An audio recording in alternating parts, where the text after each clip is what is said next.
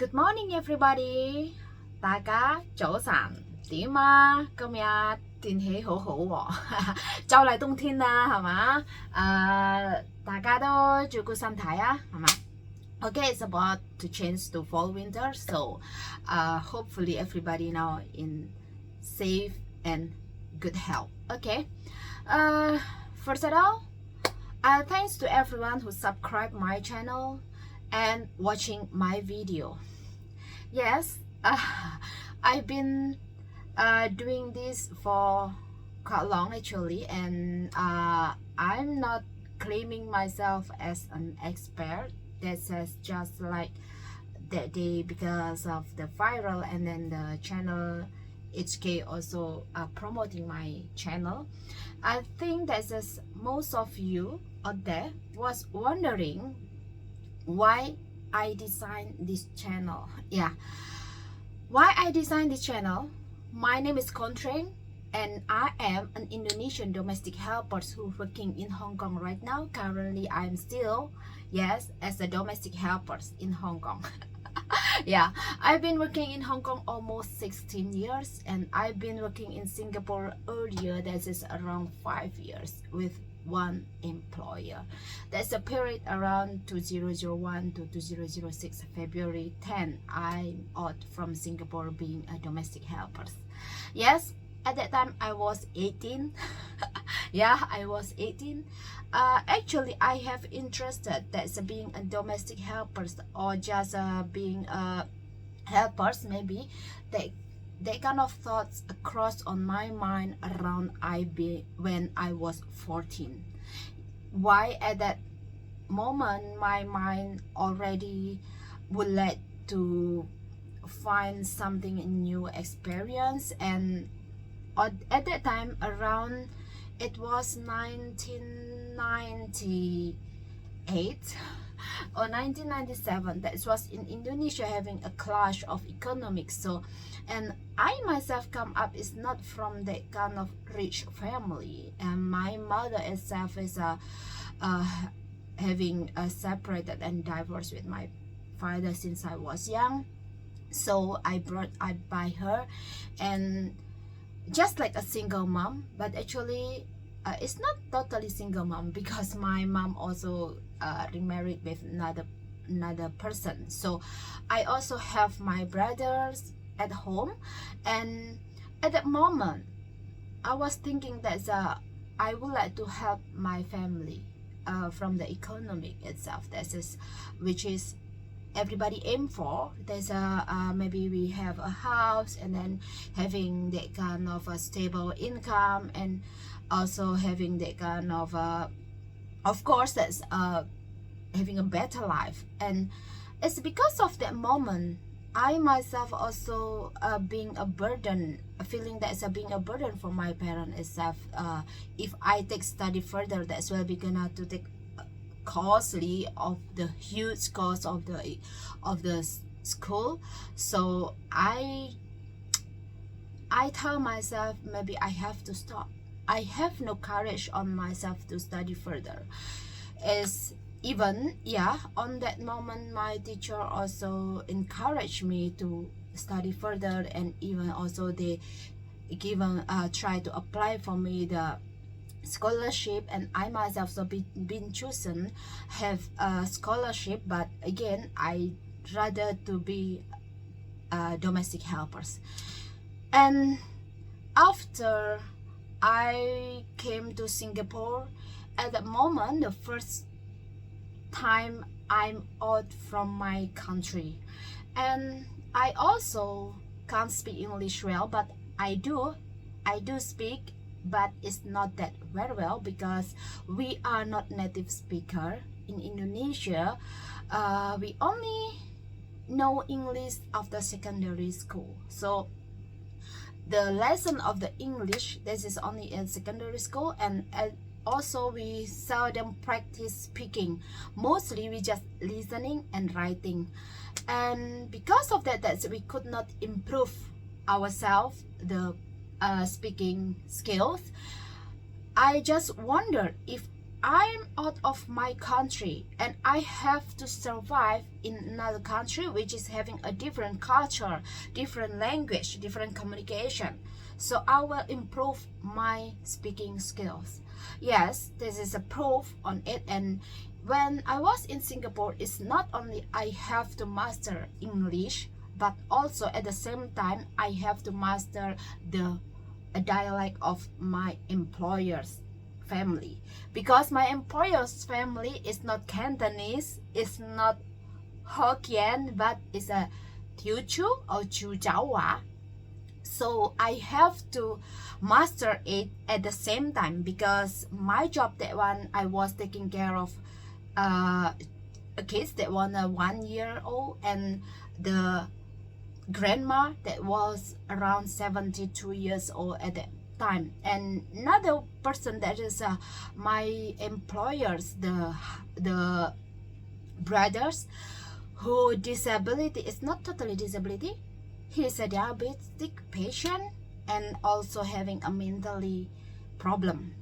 But again, the mentally state is not steady, but it's not that worse also, because he has to routine to check up and see a doctor whenever he has that kind of anxiety. He has to see a psychologist, so has to see scatter, but it is fine. We still can communicate well, and my boss itself also trying to train me well. So after all, through all the process, and become me like now.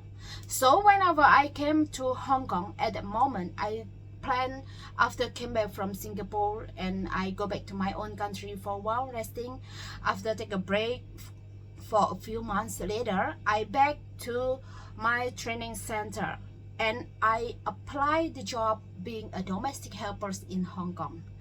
This story I would like to share to everyone, that actually we are a domestic helpers, Indonesian domestic helpers, especially when before we apply the job to Hong Kong or another country. This is the process is not easy. So if you think that is uneasy for you to be a domestic helpers, and then you got the higher pay if compared to Indonesian in your country itself, you could not get this kind of pay, of course, yeah, of course, that is right. But again, it's not only beyond on the salary or beyond on the nominal of your payment, but also there is a learning point and the experience in it. As for me myself, through this coming 16 years, that is I've been telling myself that I have to gain something new. I have to gain something that I could share to everyone. That is, so in order to get something new, I have to change every 2 years. So 16 years long the journey, every 3 years I change employer. Maybe this is called a principle or whatever, because I like to get the new person, new place, new environment, and make me gain something more. And with the differentiate also the diversity that's from myself, from my country, so make me that I would like to get something new. Yeah. And about learning Cantonese, do we have to learn Cantonese? Yes, we have to. Yeah, mostly Indonesian helpers, maybe you found that they know how to speak Cantonese, even the basic one. That's mostly they have to learn about the daily conversation. So maybe when the marketing, they at least they knows how to buy things, and the name of the vegetables, the name of the meat, the name of the fruits, and we have to get through on this moment, on this period, to learn and try to manage to understand the word. Even sometimes maybe the tone is up, but we still have to get through on it. And again, we also have to get through the examination to make sure that you are having a capability and good enough to be a domestic helpers in Hong Kong. And this is not only a short period, but some of them it's depend, some of them having a 3 months, some of them even more than that, or even half a year have to wait. So within half a year, we have to learn it's not only how to speak Cantonese, but also has to cope up with the job, with the work, with the training of the skills, cooking, simple cooking, and then the cleaning, and then how to use the washing machine. Maybe it's good simple, but we still have to be trained, because in our country and in this country is totally different. Lots of things different, so some of them have to start new and learn again. Besides on these skills of communication, skills of the language also, but they also have to learn how to manage the emotion, because after you away from your family, lots of things happens. You'll be feeling lonely. Yeah, you have to deal with the loneliness and then the homesick. Yeah, this one is not easy for the newcomer. So some of the employer may be feeling fed up after I'm paying that month. Why I hire this kind of person? But while you at the camp, when you are having a video, you can show that you say that when we are having a interview, or when introducing yourself, because most of us we have to make a video just like Josan, good morning, all this kind of thing. That's the introduction, that's we have to do it. So everyone, each one of us, and after the video that will be showing to the employer and to the marketing seller, that is an agency. So after being chosen by employer and apply the employment contract from the abroad. So this is the truth of the procedure that most of the employer didn't know. And some of the employer even now hiring in the local that says maybe would like to renew the same employer, that they are prefer not to use the agency. Yeah, they prefer not to use the agency. They would like to do it themselves and without an agency. And again, for the Indonesian domestic helpers, maybe it's not applicable for this smart renewal, because our country having a complicated and different procedure for the renewal employment contract with the same employer or changing employer. Through the changing employer, we have to use an agency, and the same employer maybe, yes, you could choose without an agency, but again, there is something that you need to be complete. It's not only the document for yourself as an employer, but also for the domestic helpers. But even now, they make it lighter for the Indonesian consulate. That's make it a bit lighter. That's maybe last time they being adjusted. That's for the domestic helpers that should be providing all the document from the Indonesia and then send it to Hong Kong to be approved the employment contract. But now they changed again. But only one thing, that the employer and the helper should make an agreement under the law firm. This is another law firm that I am not that quite sure. In Hong Kong, it's not every law firm could make it, because the letter that's the agreement that should to be approved and having a stamp from the law firm earlier before you approve the employment contract in consulate. And because of this smart renewal service, some of the employee confusing. Is it actually this one is much more easy rather than we use the agency? Why we should to pay the agency fee? Some of the employer may be thinking about it, so they would like to throw online by themselves. But for the Filipino procedure, maybe you could make it, but not for the Indonesian procedure. Yeah, the Indonesian procedure is not easy, or even it's not allowed you to do so. Seem like, yeah, because our country having a different procedure, and as we are an Indonesian, we also citizen, so we try being obedient and try to respect our country, the rule and the law itself. Even maybe, yes, actually there is nothing, there is no problem, because we already having the employment contract that is already strong enough to be to oblige all the right and the responsibility of the employer and domestic helpers itself. But again, we could not say anything here. Yeah. So why is it this channel I designed for everyone to find the information about all domestic helpers, about the rule, about the law, maybe about the procedure. I will going to update again about the new, because some of the Indonesian the rules sometimes having a change also including the zero cost. Yeah, is it really having a zero cost? Is it really a burden for the employer if employing someone from the abroad and then they have to pay everything for the helpers? Is it worth for it?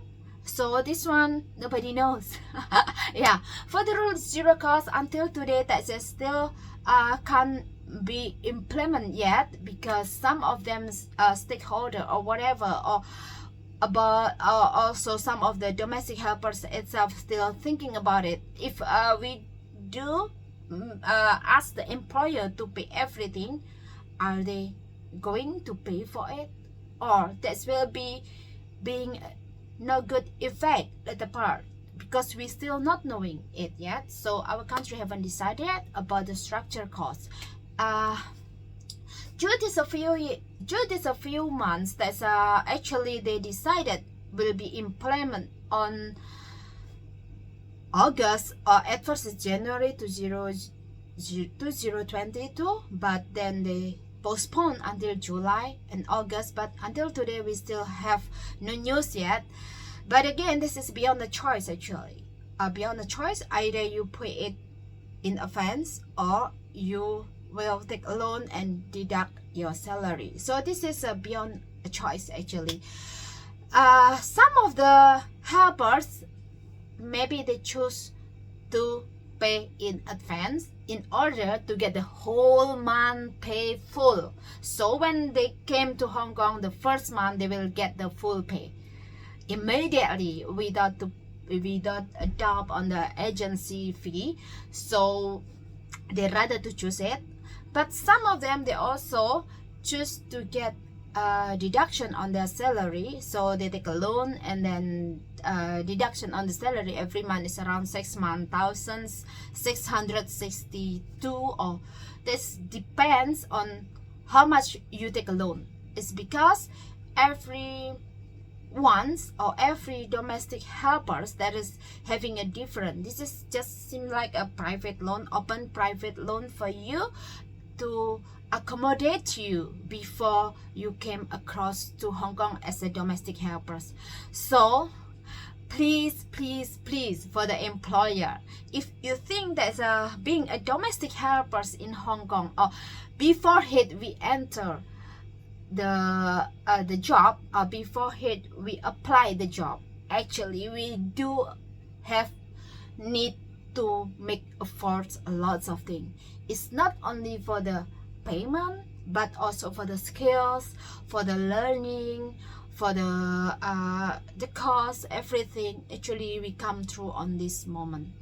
But also for the domestic helpers itself, please, you also have to know that it's your responsibility being a domestic helpers. Once you make up your mind being a domestic helpers in Hong Kong, also not gonna to be easy for you, because you didn't know what kind of job you're going to through, what kind of person you're going to deal, what kind of family you're going to deal, what kind of job you're going to deal of.